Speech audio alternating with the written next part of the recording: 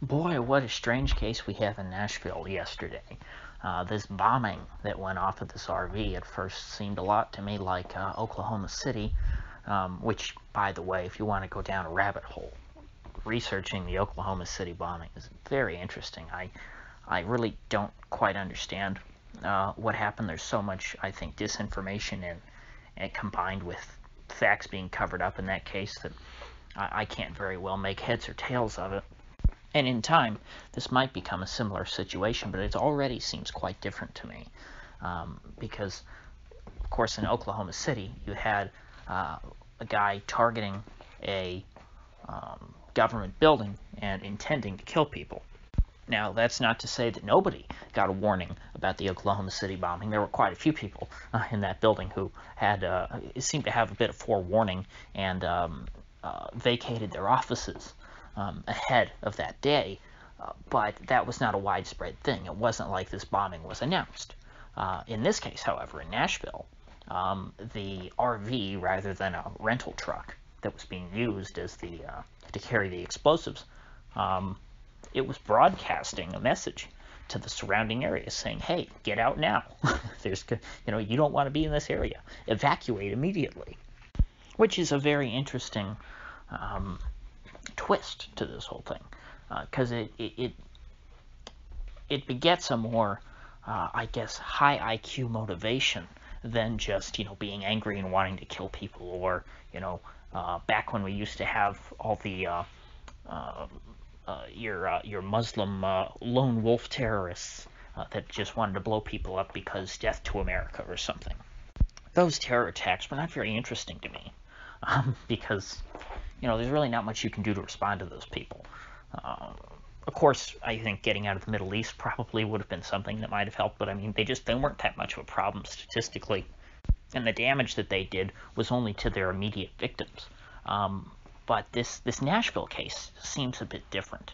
Now, nobody was killed in this explosion that we know of. There are 3 injuries that I've seen, and so it seems like that evacuation warning was effective.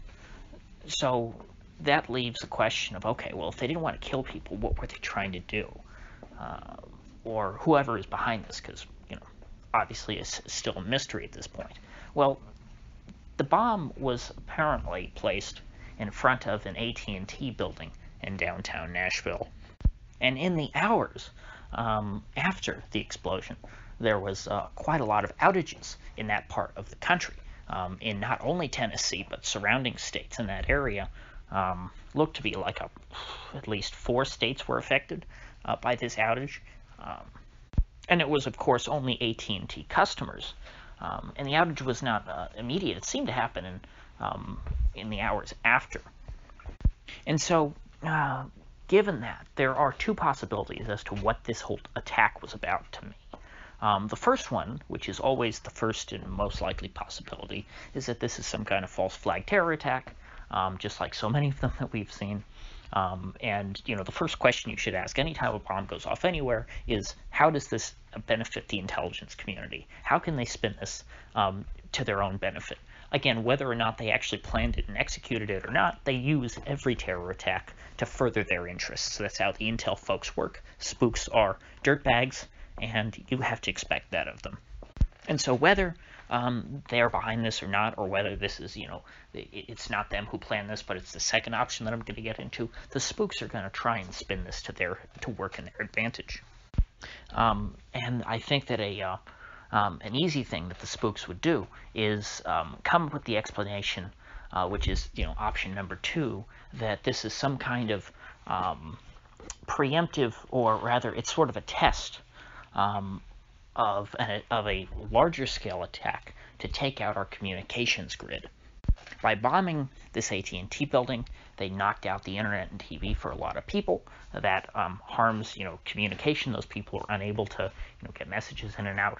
And if you did this at enough buildings in enough cities, you could create a pretty widespread outage of communications in the United States. And that should be something that a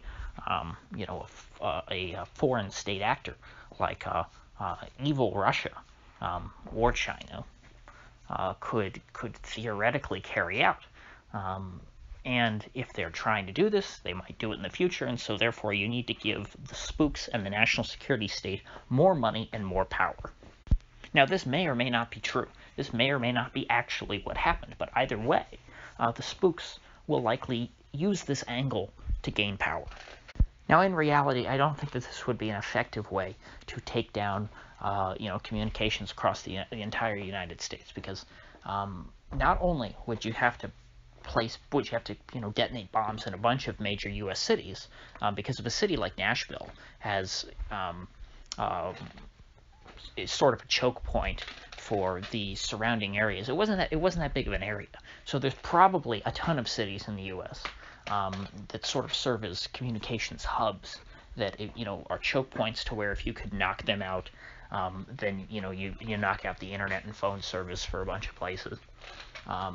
It would logistically getting that many that much explosive material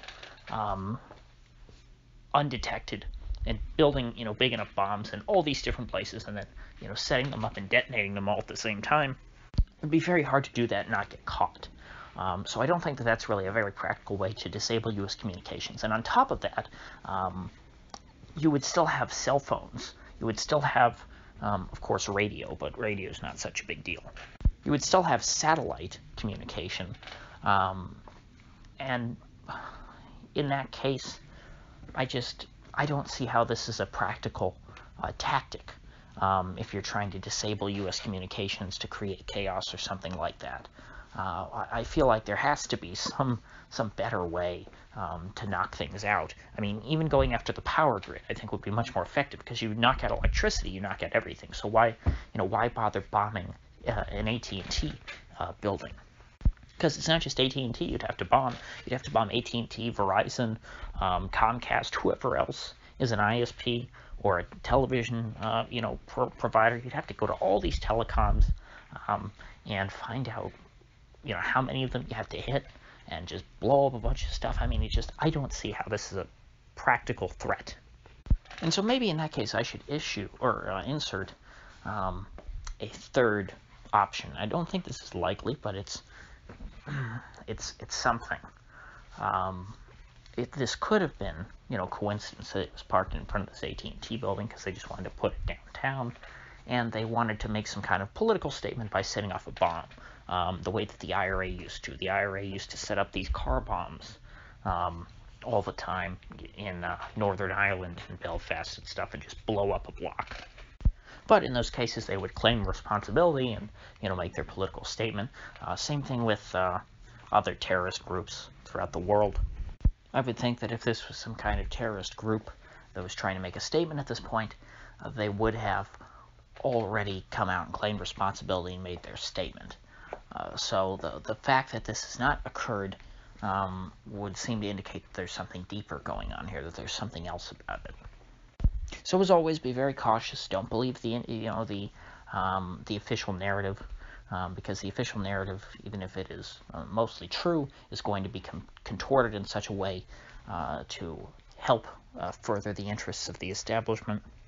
So I'll do my best to try and just gather up facts on this and see where the narrative leads.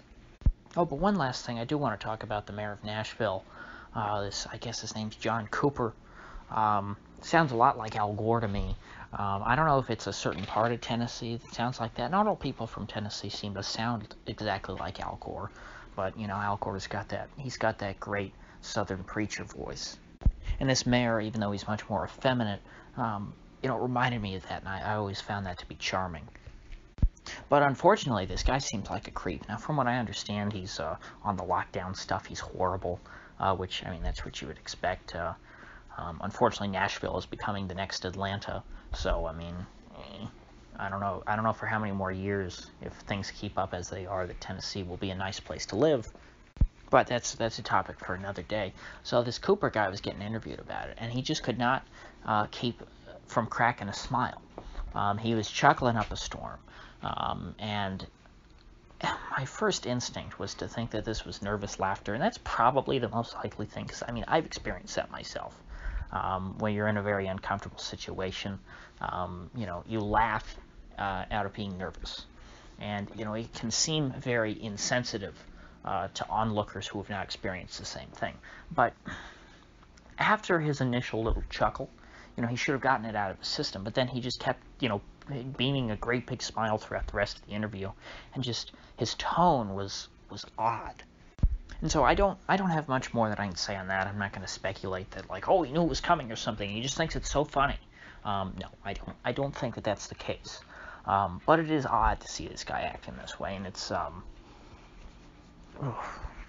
I think I'll leave it at that. So if you gained anything of value out of this video, I'd appreciate you clicking that like button and sharing this video. And if you haven't already, please just subscribe, because I do upload every day and I'd hate to have you miss one. So I'll see you folks back here tomorrow.